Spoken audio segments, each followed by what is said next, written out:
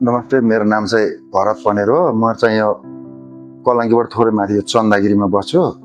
मेरो चाहिँ यो खास समस्या के भने यो दुईटै हिपहरू चाहिँ पुरै यो हामीले जुन मासु खाँदाखेरि त्यो जुन भित्रको बोन म्यारो चाहिँ सुक्दै सुक्दै सुक्दै गएर चाहिँ कस्तो भने हिँड्नलाई डुल्नलाई यताउति कस्तो भने एउटा खुट्टो चाहिँ अलिकति छोटो भए जस्तो हुने, अलिकति प्रेस गरेर हिँड्न नसक्ने भयो। अनि त्यसपछि मैले चाहिँ अनि यो धेरै ठाउँमा यताउति अब यो उपचारहरू गराएँ। अनि काहीँ चाहिँ अब यो पुरै थिचिदिनुपर्छ, यो गेडीहरू नै पुरै जाम गराइदिनुपर्छ, यस्तो रोलिङ पनि नहुने भन्ने भयो डाक्टर ऋषि विष्टबाट चाहिँ। अनि यो हिप एउटा फेर्ने भन्ने चाहिँ अब यो ऊ गर्दै थिएँ। अनि त्यसपछि ल एकचोटि गरिहेरौँ त, यो अहिले नयाँ विधि आएको छ यताउति भनेर चाहिँ अनि यो मेरो चाहिँ दुईटै 6 महिनाको ग्यापमा चाहिँ अहिले चाहिँ यो गरेको मेरो 3 वर्ष भयो। अनि पहिला यो देब्रे गर्दाखेरि चाहिँ अनि त्यसको 6 महिनापछि ग्यापमा चाहिँ अर्को दाहिने पनि गरे। अनि त्यसपछि अब अहिले कस्तो भने यो जस्तै अलिकति हाइटीमा चाहिँ अलिक बस्नुहुन्छ, अब यो तल प्लास्टिक मारेर अब यस्तो होचोमा उमा चाहिँ बस्न सकिँदैन।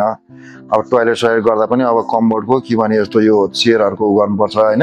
अब अहिले चाहिँ मलाई कस्तो भने पहिला चाहिँ एकदम पीडा हुन्थ्यो, जहाँ हिँड्दाखेरि नि बसेपछि जस्तो लाग्ने हुन्थ्यो, उठ्नै नसकिने जस्तो हुन्थ्यो, खुट्टो ख्याल्च्याङ ख्याल्च्याङ ख्याल्च्याङ एउटा छोटो जस्तो हुन्थ्यो। अब अहिले चाहिँ यो कस्तो भने यो झिकेदेखि र अर्को ट्रान्सप्लान्ट गरेदेखि चाहिँ अनि कसै यो पेन सेन जति सबै हटेर उ गरेर अब अहिले चाहिँ कस्तो नि यो दैनिकी लाइफ जस्तो चाहिँ यताउति मजाले बिताउन सक्नु भएको छ। यसको लागि चाहिँ अब यो डाक्टर साहबलाई नै धन्यवाद दिन चाहन्छु। त्यही नै हो।